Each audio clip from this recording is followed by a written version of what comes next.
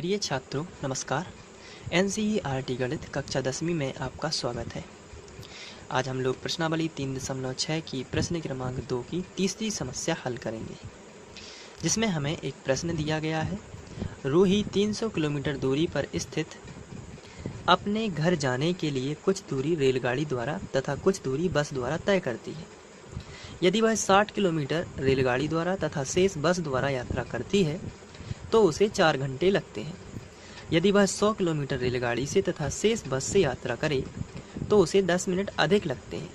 रेलगाड़ी तथा बस की क्रमशः चाल ज्ञात कीजिए। तो यहाँ पर ये बड़ा सा प्रश्न आपको दिया गया है और हमें ज्ञात क्या करना है, ये हमें कैसे पता चलता है? प्रश्न का आखिरी हिस्सा पढ़ के। तो आपको यहाँ पर प्रश्न का आखिरी हिस्सा पढ़ना है। यहाँ पर क्या लिखा गया है? रेलगाड़ी तथा बस की क्रमशः चाल ज्ञात कीजिए। तो अब हमें चाल पता नहीं है कितनी है, तो हम मान सकते हैं, माना रेलगाड़ी की चाल जो है वो x किलोमीटर प्रति घंटा है और बस की जो चाल है वो y किलोमीटर प्रति घंटा है। तो चलिए इसको लिख लेते हैं। तो यहाँ पर रेलगाड़ी की जो चाल है वो है x किलोमीटर प्रति घंटा तथा बस की जो चाल है वो y किलोमीटर प्रति घंटा है। तो सबसे पहले तो हम ये समझ लेते हैं कि चाल आखिर होती क्या है और इसका फॉर्मूला क्या है और ये किलोमीटर प्रति घंटा कहाँ से आता है। तो यहाँ पर चाल का जो फॉर्मूला होता है ये होता है दूरी बटे समय, और जो दूरी है इसका मात्रक होता है किलोमीटर और बटे का मतलब होता है प्रति, और समय जो होता है इसका मात्रक होता है घंटा। तो किलोमीटर प्रति घंटा जो है इसका मात्रक बन जाता है। तो जब भी हम चाल लिखेंगे तो ये किलोमीटर प्रति घंटे में लिखी जाएगी। यहाँ से हम दूरी का एक नया सूत्र बना सकते हैं। दूरी बराबर होगा, यदि हम इसके बटे में 1 कर लें तो त्रिया गुणा होगा, तो दूरी का गुणा 1 में होगा तो दूरी ही आएगी, बराबर चाल का गुणा समय में करेंगे तो चाल गुणित समय हो जाएगा।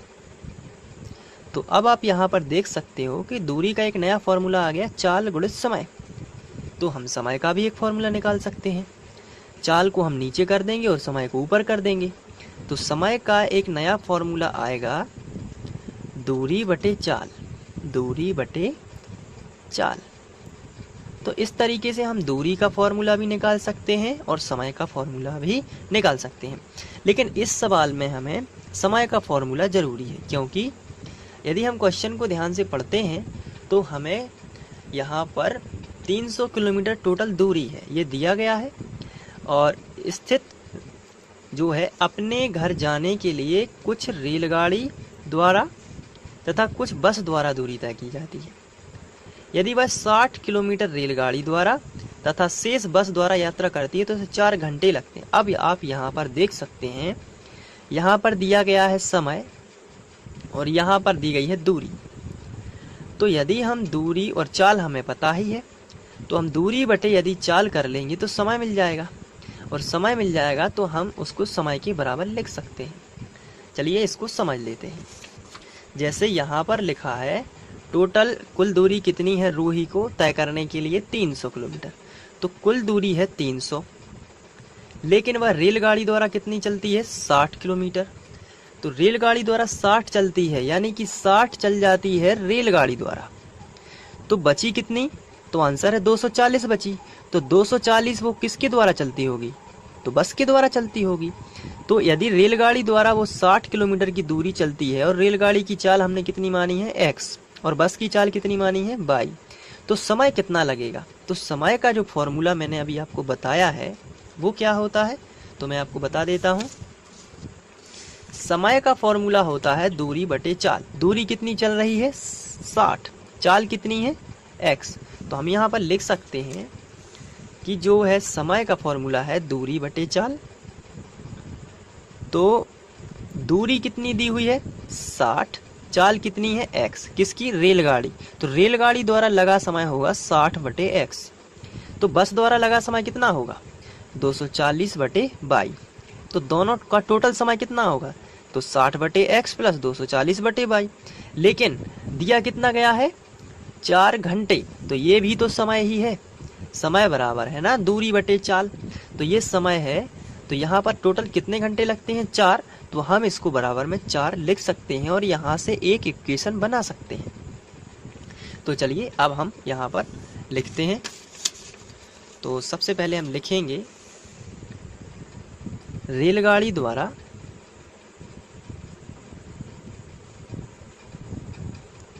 साठ किलोमीटर चलने में लगा समय।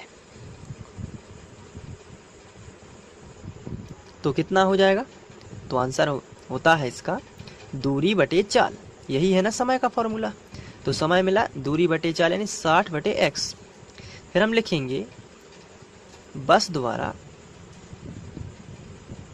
240, क्योंकि टोटल 300 दूरी है तो 60 चल जाएगी रेलगाड़ी द्वारा, तो बची कितनी 240। तो बस द्वारा 240 किलोमीटर चलने में लगा समय।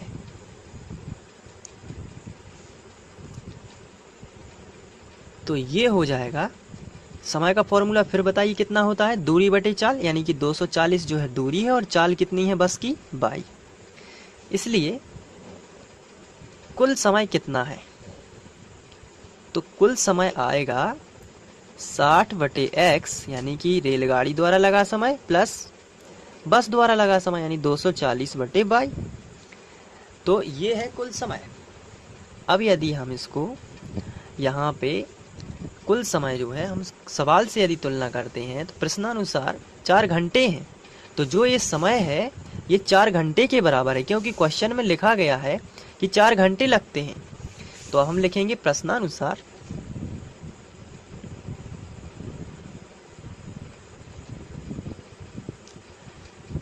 यहाँ पर लिखेंगे 60 बटे x प्लस 240 बटे y बराबर 4। अब यहाँ पर हम पूरे समीकरण में 4 से भाग दे सकते हैं, क्योंकि पूरी संख्या 4 से विभाज्य। तो यहाँ पर हम लिखेंगे 60 बटे 4 यदि, तो ये हो जाएगा 4 एकम 4, 4 पंचे 20, 15। तो यहाँ पर आएगा 15 बटे x। यहाँ पर यदि हम 4 से भाग देंगे तो आएगा 60 बटे 22 बराबर, यहाँ पे 4 से भाग होगा तो 1 आ जाएगा, क्योंकि 4 बटे 4 बराबर 1। तो यहाँ पर ये आ जाएगा। अब हम इसको समीकरण 1 बना सकते हैं। इसी तरीके से इसी प्रकार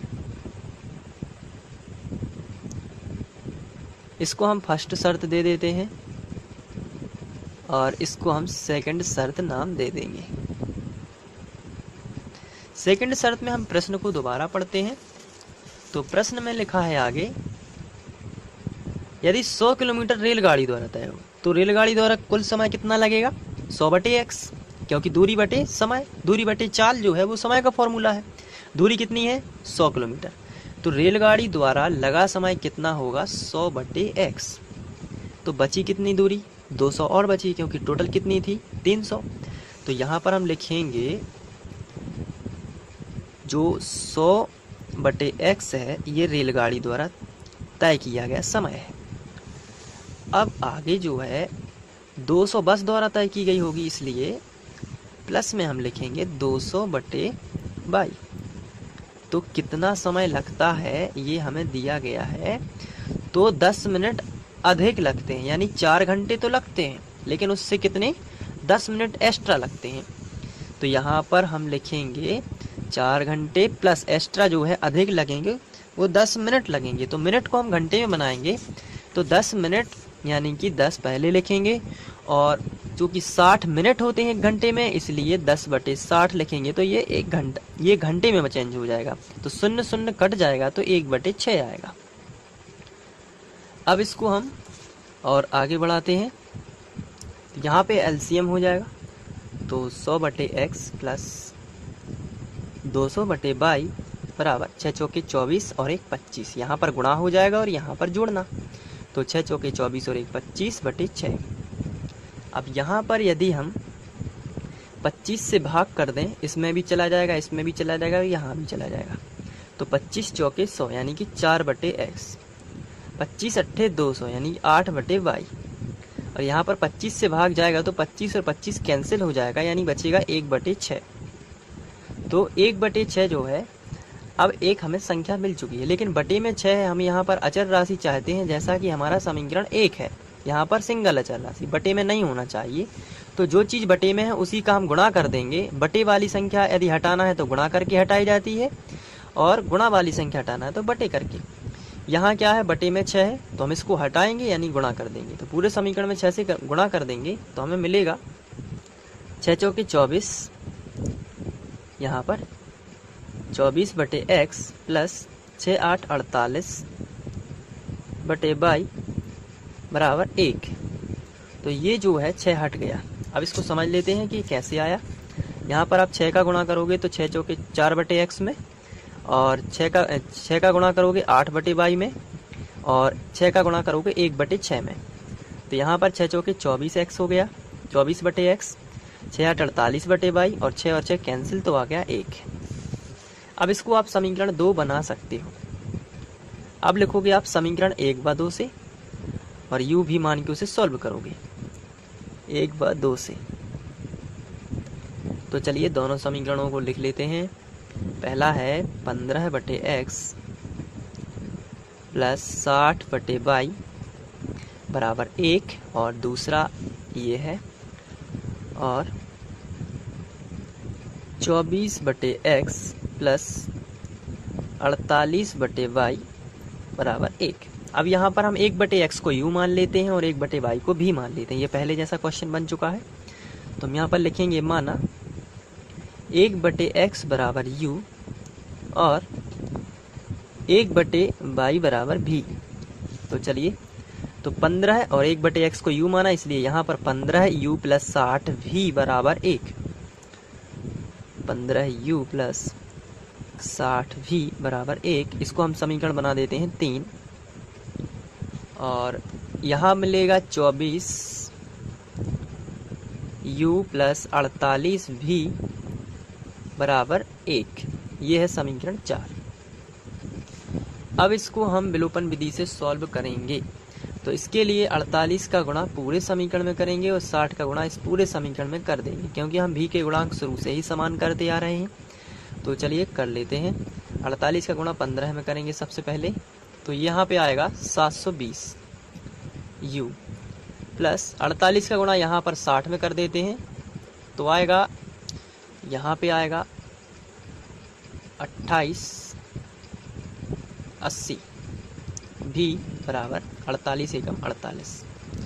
अब इसका गुणा इसमें करेंगे तो आएगा 24 गुणे 6 कर देते हैं, तो यहाँ पे आएगा 1440 u प्लस ये ज्यों कहते हैं आएगा 2880 v बराबर 60 का 1 में होगा तो 60 ही आएगा। अब यहाँ पर समान चिन्ह है तो हम इसको घटा देते हैं,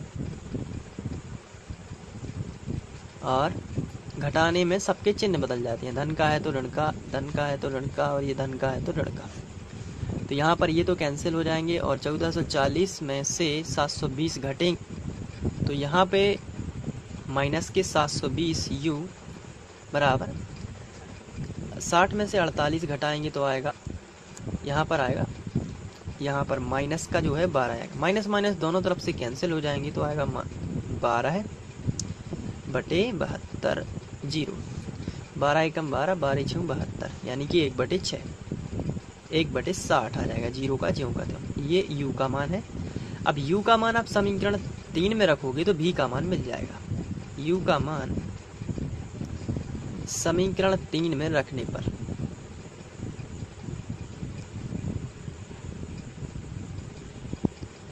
तो समीकरण 3 देख लेते हैं सबसे पहले क्या था।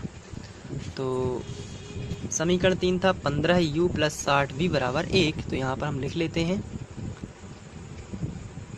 अब यहाँ पर रखेंगे हम u का मान, तो 15 ज्यों का त्यों u की जगह पर रखेंगे 1 बटे 60 प्लस 60 v बराबर 1। तो यहाँ से ये कैंसिल आउट हो जाएगा। 15 एकम 15, 15 चौके 60, यानी कि 1 बटे 4 प्लस 60 v बराबर 1। 1 बटे 4 का पक्षांतर कर देते हैं इस तरफ, तो 60 v बराबर आएगा 1 माइनस 1 बटे 4। इसको हम आगे कर लेते हैं। तो यहाँ पर एलसीएम ले लेते हैं। 4 एकम 4, 4 में से 1 गया तो 3 बटे 4। तो भी का मान चाहिए, इसलिए 60 गुणा में है तो गुणा वाली संख्या बटे में, यानी 4 गुणित 60। तो यहाँ पर भी बराबर 3 एकम 3 और 3 दूनी 6, 20 चौके 80, यानी 1/80 ये भी का मान है। अब हमने जो माना था उसको वापस कर देते हैं। हम यहाँ पर लिखेंगे, माना था कि 1/u बराबर x और 1/v बराबर y। तो 1/u का जो मान है उसको लौटा देते हैं। x का मान हमने निकाला है जो 1/u है, 1/x बराबर u और 1/y बराबर v। तो 1/x जो u का मान आया है वो आया है 1/60 और 1/y बराबर v का जो मान आया वो आया है 1/80। तो x का जो मान मिलेगा सीधा सीधा 60 और y का जो मान मिलेगा वो हो जाएगा 80। तो रेलगाड़ी की चाल हमने मानी थी x किलोमीटर प्रति घंटा, यानी रेलगाड़ी की जो चाल है वो आएगी 60 किलोमीटर प्रति घंटा, 60 किलोमीटर प्रति घंटा, किलोमीटर पर आवर। और जो बस की चाल है वो आएगी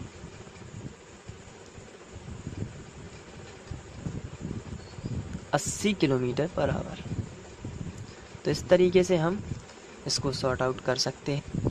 तो आशा करता हूँ आप लोगों को ये वीडियो पसंद आया होगा। पसंद आया है तो शेयर कीजिए और अपने दोस्तों को